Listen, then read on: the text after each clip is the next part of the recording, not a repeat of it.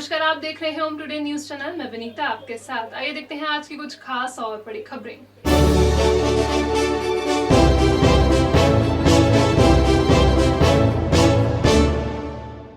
Bulletin की शुरुआत आज बीते हुए कल और आने वाले कल की सबसे बड़ी खबर के साथ करते हैं। पिछले 1.5 साल से खबरों का सबसे बड़ा सब्जेक्ट कोरोना ही है। इससे निजात पाने का हल भी एक ही है, सबसे ज्यादा से ज्यादा वैक्सीनेशन। 25 से 26 अगस्त को हमारे अपने उज्जैन जिले में फिर से एक बार बड़े पैमाने पर वैक्सीनेशन का अभियान चलेगा। ओम टुडे आप दर्शकों से अनुरोध करता है, सुरक्षित भविष्य के लिए इस अभियान में सहयोग जरूर करें। कोरोना की दूसरी लहर के दृश्यों को शायद आप जिंदगी में दोबारा याद नहीं करना चाहेंगे। मरीजों से भरे अस्पतालों के बाहर ऑक्सीजन के लिए तड़पते मरीज, सड़कों पर केवल और केवल सायरन बजते हुए दौड़ती एम्बुलेंस और पूरे शहर में पसरा सन्नाटा। ये सारे दृश्य दोबारा नहीं देखना चाहते तो एक ही रास्ता है, वैक्सीन लगवाना। अच्छी बात यह है कि 18 साल से अधिक जिले में 16 लाख आबादी में से 11,56,000 लोग यानी करीब 72% लोगों को कोरोना रोधी वैक्सीन का पहला डोज लग चुका है।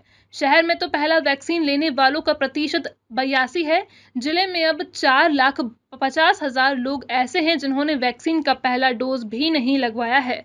अब तक केवल 22% ही लोग ऐसे हैं जो फुल वैक्सीनेटेड हो चुके हैं, जिन्हें दोनों डोज लग चुके हैं। टीकाकरण की रफ्तार बढ़ाने के लिए 25 अगस्त बुधवार और 26 अगस्त गुरुवार को जिले में लगभग 500 सेंटर्स पर एक बार फिर से बड़े पैमाने पर लोगों को वैक्सीन लगवाई जाएगी। इन दोनों दिनों के लिए सरकार से 2 लाख डोज मांगे गए थे। 1,35,000 डोज मिल भी गए हैं। एक खास बात और, इन दोनों दिनों में आपको वैक्सीन लगवाने के लिए किसी तरह के प्री रजिस्ट्रेशन की जरूरत नहीं होगी। बस अपना आधार या कोई भी और फोटो आईडी सेंटर पर लेकर जाइए। मास डोज के लिए हमने 2 लाख से ज़्यादा डोज की डिमांड की थी और मध्य प्रदेश में सेकेंड हाईएस्ट 1,35,000 डोज अपने को मिले हैं। उस 1,35,000 हालांकि 2 दिन के लिए मिले, लेकिन हमारा अपना प्लानिंग ऐसा है कि हम एक दिन में ही ये पूरा कंज्यूम कर लें ताकि ज़रूरत पड़ने पर अगले दिन फिर डोज मिल सके। हमने पूरा प्लानिंग कर लिया है। लगभग 110 टीमें शहर में काम करेगी और 400 से 500 टीमें ग्रामीण क्षेत्रों में काम करेगी। कुछ विशेष कार्यक्रम के लिए आयोजित किए जाएंगे कि इसमें अभियान में जो लोग रजिस्ट्रेशन नहीं करवा पा रहे हैं उनके लिए भी अभियान में टीका लगा सकते हैं वो लोग? हाँ, इसमें किसी तरह के प्री रजिस्ट्रेशन की ज़रूरत नहीं है। वो अपना जो मिनिमम रिक्वायरमेंट वाली चीज़ें लेकर आएंगे उनका हो जाएगा। ये महाअभियान विशेष तौर पे उन लोगों के लिए जिनको सेकंड डोज नहीं लगा है। मतलब अभी पूरे ज़िले में लगभग 1 लाख लोग ऐसे बाकी हैं जिनका सेकंड डोज ड्यू हो गया पर नहीं लगा है। तो हमारा प्रयास रहेगा कि मैक्सिमम उन लोगों को कवर करें। उज्जैन जिले में अब तक कितने टीके लग चुके हैं, कितने लोग बाकी हैं? उज्जैन जिले में लगभग 72% टीके लग चुके हैं। 11 लाख के ऊपर टीके लग चुके हैं और 4.5 लाख के करीब बाकी हैं। और उज्जैन शहर में लगभग 82% टीके लग चुके हैं और 18% बाकी हैं। फर्स्ट डोज की बात कर रहा हूँ। सेकेंड डोज उज्जैन जिले में लगभग 22 से 23% लोगों का हो चुका है। 25 अगस्त को माननीय मुख्यमंत्री जी के द्वारा पूरे प्रदेश भर में वैक्सीनेशन महाअभियान का आयोजन किया जा रहा है। जैसा कि आप सभी लोगों को पता है कि कोरोना के विरुद्ध लड़ाई में और तीसरी लहर से हमको बचाने में केवल और केवल एक तरीका ही कारगर है, जो वैक्सीनेशन है। खुशी की बात है कि उज्जैन में 70% से अधिक लोगों ने प्रथम डोज वैक्सीन का ले लिया है और हमें जो टारगेट दिया गया है राज्य सरकार से वो 1,35,000 का दिया गया है 25 तारीख के लिए। जो पहला चरण था वैक्सीनेशन महाअभियान का, उसमें सभी ने बहुत सहयोग किया, चाहे हमारे जनप्रतिनिधि हों, चाहे मीडिया हो, चाहे जनता हो, सभी का हमें बहुत सहयोग मिला और यही कारण है कि मध्य प्रदेश में हम लोग थर्ड आए थे। लेकिन इस बार हमारा प्रयास है कि सबसे ज़्यादा हम लोग प्रदेश भर में वैक्सीनेशन 25 तारीख को करें। इसलिए मैं उज्जैन जिले के सभी जनप्रतिनिधियों के माध्यम से और सभी मीडिया के माध्यम से सभी लोगों को जोड़ने की कोशिश हमारे द्वारा हो रही है, चाहे विभिन्न समुदाय हों, चाहे विभिन्न धर्मों के लोग हों, चाहे दूसरे व्यवसाय से संबंधित लोग हों, कृपया सभी लोग आगे आएं। जितने भी लोग बचे हुए हमारे आसपास वैक्सीनेशन का पहला डोज जिन्होंने नहीं लगवाया है, उन सभी को पहला डोज खुद भी लगवाएं और दूसरों को भी मोटिवेट करें। इसके अलावा जिन लोगों ने पहला डोज लगवा लिया है और सेकेंड डोज के लिए जो पात्र हो गए हैं, कृपया ऐसे भी लोग आगे आएं और दूसरे लोगों को भी मोटिवेट करें कि ऐसे सभी लोग वैक्सीनेशन कराएं। बहुत जल्दी ही हम लोग 100% जिले को वैक्सीनेट कर दें, जिससे कि पूरी तरीके से उज्जैन जिले के लिए कोरोना के खतरे को हम लोग मिटा सके। ऐसी मेरी आशा है आप सभी लोगों से सहयोग की। कृपया 25 अगस्त के महा वैक्सीनेशन अभियान को सफल बनाने के लिए आगे आएं, खुद भी वैक्सीनेशन कराएं और आसपास के जितने भी लोग हैं सभी का वैक्सीनेशन करवाएं। बेगमबाग रोड पर उर्दू स्कूल के पास सरकारी जमीन पर बने 13 मकानों को हटाए जाने के मामले में बुधवार को एडीजे कोर्ट में सुनवाई होगी। सोमवार को भी कोर्ट में दोनों ही पक्ष इस प्रकरण में अपनी बात कोर्ट के सामने रख चुके हैं। यदि प्रशासन इन 13 मकानों को हटाता है तो महाकालेश्वर क्षेत्र में शाकिब बाग के बाद यह दूसरी बड़ी कार्रवाई होगी। उर्दू स्कूल के पास बने 13 मकानों की जमीन को जिला प्रशासन स्कूल फील्ड की सरकारी जमीन बता रहा है, जबकि रहवासियों का पक्ष है कि उन्होंने यह जमीन खरीद कर मकान बनाए हैं। नगर निगम के नामांतरण करवाया गया है, भवन अनुमतियां ली गई हैं। तहसीलदार न्यायालय ने किसी भी रहवासी के दस्तावेज का परीक्षण नहीं किया। तहसीलदार न्यायालय से बेदखली के आदेश पारित होने के बाद 13 मकानों में रहने वाले परिवारों ने जिला न्यायालय से अपील की थी। सोमवार को एडीजे जितेंद्र सिंह कुशवाहा के न्यायालय में इस प्रकरण की सुनवाई हुई। 13 परिवारों की ओर से पेश हुई वकील ने कोर्ट को बताया कि मौजूदा 13 मकानों में से 7 तो सर्वे नंबर 2253/1/2 की जमीन पर बने हैं। इसके अलावा कुछ मकान सर्वे नंबर 2254 की जमीन पर हैं, जबकि राजस्व विभाग की इन सभी मकानों को सर्वे नंबर 2252/1 और 2252/2 पर होना बता रहा है। प्रभावित परिवारों की ओर से कोर्ट से जमीन का दोबारा सीमांकन कराने की अपील की गई। राजस्व विभाग की ओर से पेश हुए सरकारी वकील ने कोर्ट को बताया है कि राजस्व अमला पहले ही जमीन का सीमांकन कर चुका है। सीमांकन के बाद ही तहसीलदार न्यायालय से बेदखली के आदेश पारित हुए हैं। न्यायालय में दोनों पक्षों की दलील सुनी गई और इसके बाद प्रकरण को 25 अगस्त तक के लिए आगे बढ़ा दिया गया है। 125 से ज्यादा नए कोर्स शुरू करने के बाद अब विक्रम विश्वविद्यालय के सामने सबसे बड़ी चुनौती है सारे ही कोर्स की सारी सीटें को भरना। इसी प्रयास के तहत मंगलवार से विक्रम विश्वविद्यालय में प्रवेश उत्सव और कैरियर काउंसलिंग की शुरुआत की गई है। 26 अगस्त तक विश्वविद्यालय के प्रोफेसर 180 कोर्स के बारे में विद्यार्थियों को मार्गदर्शन देंगे। मंगलवार सुबह वाग्देवी भवन में उच्च शिक्षा मंत्री डॉक्टर मोहन यादव के मुख्य आतिथ्य में प्रवेश उत्सव व कैरियर काउंसलिंग शिविर का शुभारंभ हुआ। लगातार 3 दिन तक वाग्देवी भवन में आयोजित इस शिविर के माध्यम से संबंधित विषयों के विशेषज्ञ युवा वर्ग को करियर एवं पाठ्यक्रमों में प्रवेश के संबंध में महत्वपूर्ण मार्गदर्शन प्रदान करेंगे। इस वर्ष विश्वविद्यालय में रोजगार परक एवं कौशल संवर्धन से जुड़े लगभग नए 125 से अधिक पाठ्यक्रम शुरू किए गए हैं। हायर सेकेंडरी स्कूलों और महाविद्यालयों के विभिन्न संकायों में अध्ययनरत विद्यार्थियों के साथ ही अध्ययन छोड़ चुके और करियर चयन में जुटे युवा भी विश्वविद्यालय के शिविर का लाभ ले सकते हैं। विश्वविद्यालय की अध्ययनशालाएं एवं संस्थानों में संचालित 180 से अधिक स्नातक, स्नातकोत्तर, डिप्लोमा एवं सर्टिफिकेट पाठ्यक्रमों में प्रवेश हेतु एमपी ऑनलाइन के माध्यम से 31 अगस्त 2021 तक आवेदन किए जा सकते हैं। नहीं, आज ये विक्रम विश्वविद्यालय का प्रवेश उत्सव है। इसमें सारे विभागों ने अपनी खूबियों को, अपनी उपलब्धियों को इसमें विद्यार्थियों को बताने के लिए यहाँ पे सारे लोग अपना प्रदर्शन कर रहे हैं और ये विद्यार्थियों के लिए बहुत अच्छा है, विश्वविद्यालय के लिए बहुत अच्छा है। विश्वविद्यालय के पास इंफ्रास्ट्रक्चर बहुत है और हम नए कोर्सेज 182 पाठ्यक्रम शुरू करने जा रहे हैं, चला रहे हैं और उनके बारे में पूरी विस्तार से जानकारी इसमें दी जाएगी। उत्तर रेलवे के फिरोजपुर मंडल में किसान आंदोलन के कारण रतलाम मंडल में चलने वाली इंदौर उधमपुर स्पेशल एक्सप्रेस को 23 अगस्त को निरस्त करना पड़ा है। इसके अलावा महू और श्री माता वैष्णो देवी कटरा तक जाने वाली स्पेशल एक्सप्रेस ट्रेन का रूट भी बदला गया है।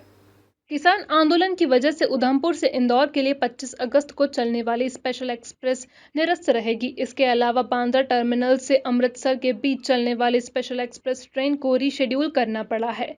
मऊ से श्री माता वैष्णो देवी के बीच चलने वाली स्पेशल एक्सप्रेस को 23 अगस्त को नकोदर, फिल्लौर, जालंधर सिटी के रास्ते चलाया गया। 24 अगस्त को भी यह ट्रेन इसी परिवर्तित रूट से चलाई गई। BSNL fibre internet connection high speed net से जोड़ें। Online classes, work from home, व्यापार मीटिंग बिना रुकावट के। आकर्षक और सबसे सस्ते plan number 1 high speed internet connection के लिए आज ही संपर्क करें। अवंती डिजिटल एंड ब्रॉडबैंड एवं Shri telecom, 231 heritage tower, Tejankar अस्पताल के पास। मोबाइल नंबर 8989858422, लैंडलाइन नंबर 0734-255-2222 और 255-3333।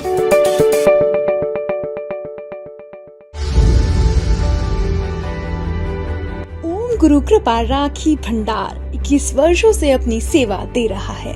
फैंसी राखियों का खजाना, क्वालिटी में मध्य प्रदेश नंबर 1 काउंटर। शहर में सबसे ज्यादा वैरायटी है। हमारे यहाँ एक से बढ़कर एक डिजाइनर रंगों में है फैंसी राखियाँ। बन्ना डोरी, स्टोन राखियाँ, मेटल स्टोन राखियाँ, वुडन वाली राखियाँ, चूड़ा राखियाँ, भैया भाभी की एंटिक जोड़ा राखियाँ, बच्चों की टेढ़ी राखियाँ, फुंदा राखियाँ, ब्राह्मण राखियाँ, फ्रेंडशिप डे राखियाँ, चंदन राखियाँ, रामा पैटर्न राखियाँ, गुजराती कड़े महिलाओं के लिए। इसके अलावा और भी कई प्रकार की राखियाँ हमारे यहाँ उपलब्ध हैं। हमारा पता ओम गुरु कृपा राखी भंडार, प्रकाश टॉकीज, नई सड़क, उज्जैन। Mobile number 9098858899, 9424511811। आइएगा जरूर।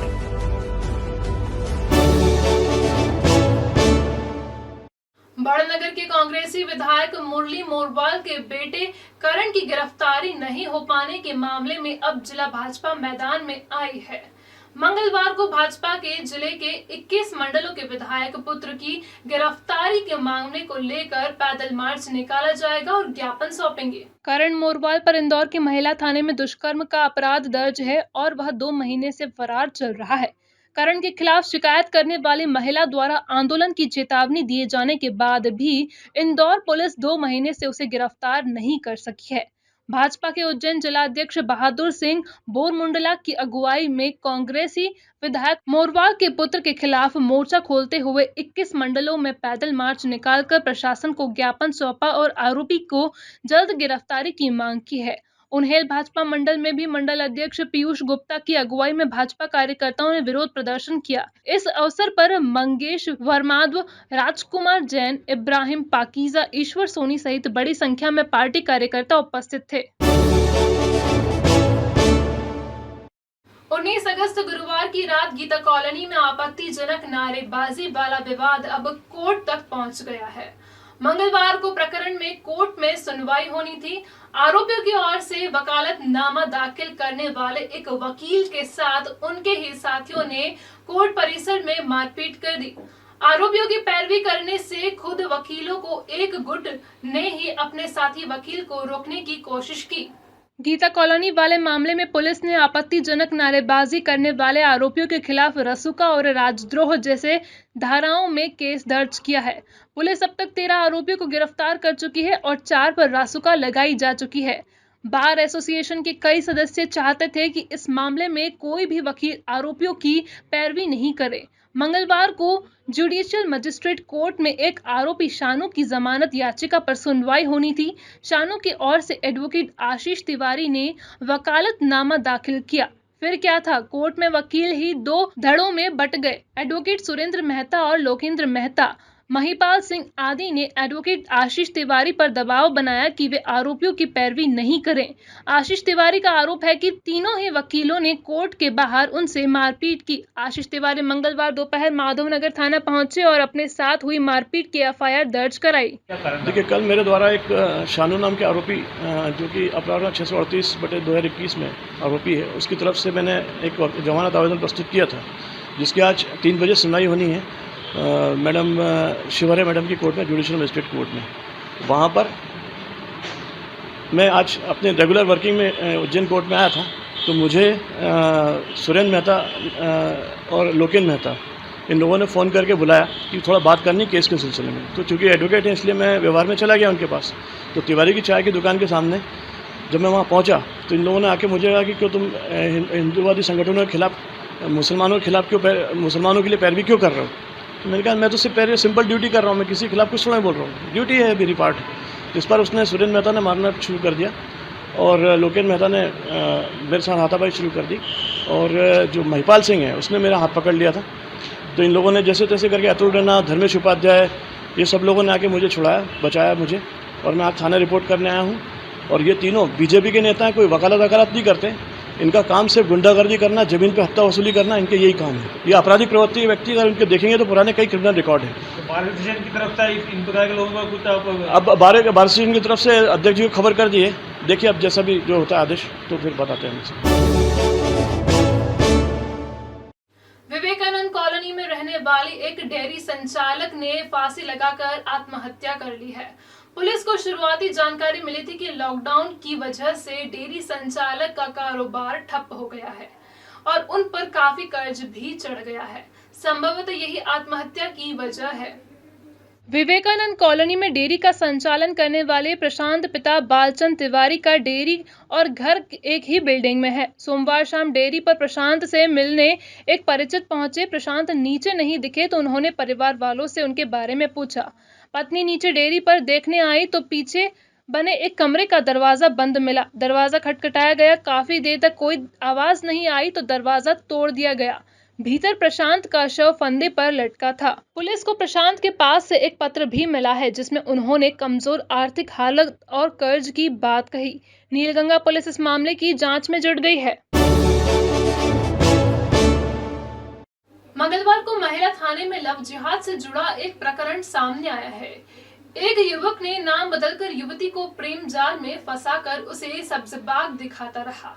1 साल तक दोनों के बीच अफेयर रहा। 2 दिन पहले ही युवती को पता चला कि जिस शख्स को वह ऋषभ समझ रही थी वह दरअसल इरशाद था। बजरंग दल के कुछ कार्यकर्ताओं के साथ मंगलवार की दोपहर युवती महिला थाने पहुंची और उसने अपने साथ हुए धोखे की जानकारी पुलिस को दी। ढांचा भवन इलाके में रहने वाली युवती विक्रमादित्य क्लॉथ मार्केट में साड़ी की एक दुकान पर काम किया करती थी। यहीं बेगमबाग का रहने वाला इरशाद उर्फ शौकत कपड़ों का दलाली करता था। इरशाद उर्फ शौकत युवती से ऋषभ बनकर मिला, दोस्ती गांठी और 1 साल तक उसे झांसेबाजी करता रहा। युवती को यह भी पता चला कि इरशाद उर्फ शौकत ने न केवल नाम बदलकर धोखा दिया बल्कि उसकी 10 साल पहले शादी हो चुकी है और एक बच्चा भी है। महिला पुलिस ने यह मामला जांच में लिया है। घटना में बीडी मार्केट में काम करती थी, मेरे साथ फ्रेंडशिप हुई और है ना हिंदू नाम बताया ऋषभ, और बाद में मालूम पड़ा मोमेडियन है और शादीशुदा निकला वो, और बाद में मैंने और शारीरिक शोषण करा मेरे साथ में। कब से ऐसा कर रहा था? साल भर हो गया और डराता धमकाता है और अभी भी मारपीट कर रहा था, तो मैंने इनकी मदद से यहाँ तक पहुँची हूँ। किसी तरीके से बोल रहा था बाहर निकलेगी तो मैं ये कुछ भी मतलब तेजाब फेंक दूंगा या तो फिर कुछ भी कर दूंगा, काट दूंगा, ये बोल रहा था। बजरंग दल को सूचना मिली है कि एक लव जिहाद के इसमें एक केस आया है, जो कि लड़की हिंदू है और लड़का मुस्लिम जात का है। उसने इनको 1 साल भर से लगभग शारीरिक शोषण कर रहा था। इसके साथ नाम बदल के अपना इनको शादी का झांसा दिया, जबकि वो पता चला कि वो एक बच्चे का बाप है। आज उसको मारने की धमकी और जान से मारने की धमकी, ऐसी बहुत सारी घटनाओं से इनको बता रहे थे। जो ये भड़क के बजरंग दल के पास आए, उसको लेकर मैं महिला थाने पे आया हूँ। उचित कार्रवाई करे, इनके ऊपर शासन से यही मांगे बजरंग दल की। हर्बोबिन health care centre doctor Manoj Kumar Agarwal द्वारा आविष्कारित आयुर्वेदिक दवाएं जैसे शुगर, गठिया, सफेद दाग जैसी बीमारियों का उपचार किया जाता है। शुगर शुगर की दवा में अंग्रेजी दवा तथा इंसुलिन पहले दिन से ही बंद कर दी जाती है। कई पेशेंट्स की शुगर खत्म भी हो जाती है, मगर इसकी कोई गारंटी नहीं ली जाती है। शुगर को कंट्रोल में रखती है शुगर की दवा, आजीवन चलती है। शुगर की आयुर्वेदिक दवा में आलू, चावल, खटाई एवं मीठे का परहेज आवश्यक है। शुगर की दवा यूएसए, कनाडा के लैब में टेस्टेड है और देश विदेश में भी भेजी जाती है। इस आयुर्वेदिक दवा का किसी भी प्रकार का साइड इफेक्ट नहीं है और मात्र 3 से 4 दिन में इस आयुर्वेदिक दवा से मरीज को फायदा मिलता है। इसके अलावा किडनी, लीवर, अस्थमा, माइग्रेन, मोटापा, वजन बढ़ना, चेहरे की सुंदरता, बालों का झड़ना, लकवा, सेक्स समस्या, शराब छुड़वाना और साइटिका जैसी बीमारियों का इलाज होता है। अगर आप भी ऐसी किसी बीमारी से परेशान हैं तो याद रखिए हमारा पता MZ8 शुभम कॉर्पोरेट, पहली मंजिल, सपना संगीता के पास, इंडसइंड बैंक के ऊपर, Indore. Mobile number 9826951020, phone number 07314020 820।